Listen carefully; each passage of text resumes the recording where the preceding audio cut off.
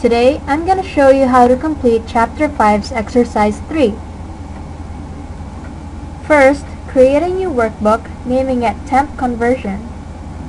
Next, watch as I enter the data, and then you should copy the same data that I enter onto your workbook. Now for this label, we have to merge and center it so that it will sort of stand out. And also, we can apply cell styles by simply going to Styles, Cell Styles, and choosing whatever kind of style you want. For this example, I'm going to be using Heading 1. And now we have to apply formatting using the Office theme. To do this, go to Page Layout, Themes, over here, and then pick Office.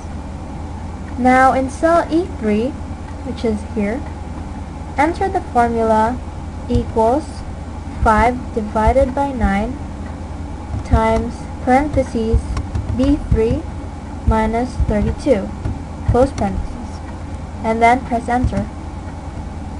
This would convert the Fahrenheit temperature in cell B3 into degrees Celsius. Once you've done this, you can format cell E3 to display 0 decimal places.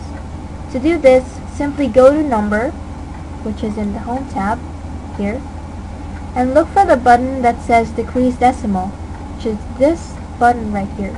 It says Decrease Decimal. Now click it until all the decimals are gone. Just like that. Now you can also apply conditional formatting to cells B3 and E3 so that the negative values will be displayed in a red text color.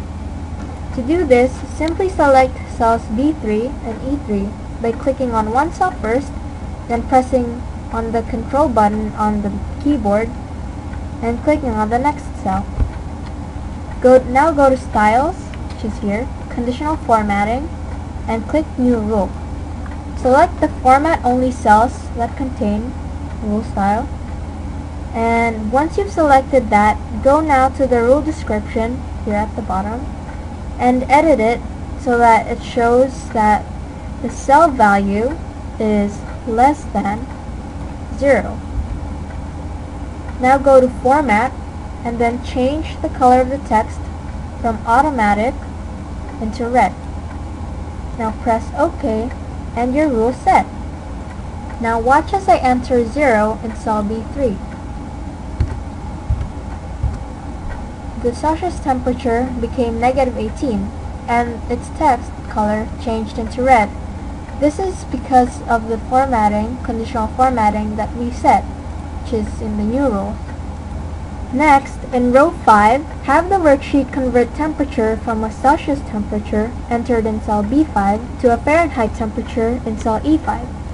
For this step, we'll use 26 for the Celsius temperature.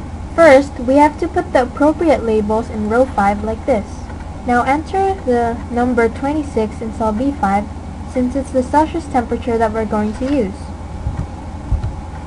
Next, enter the formula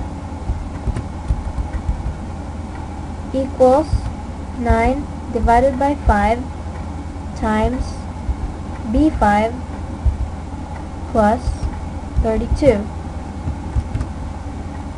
in cell E5, since this is the formula needed for converting from degrees Celsius to Fahrenheit.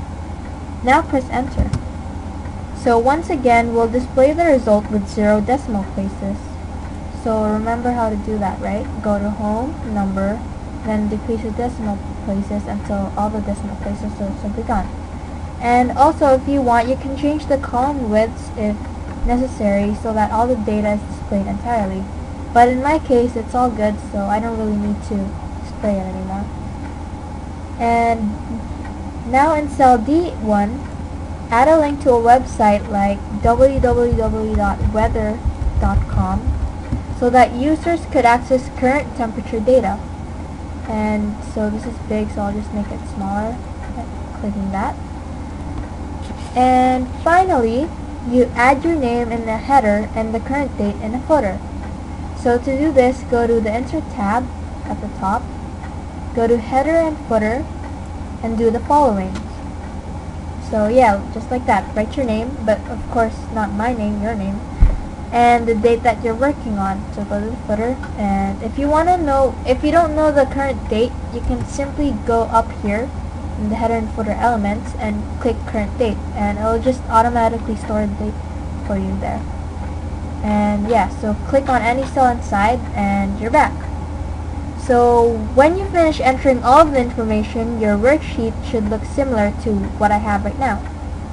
And remember, this is a video tutorial, and videos can be paused and played back, right? So if you feel like you don't quite get something, you can always play back. Or if I went too fast, you can always pause anytime too.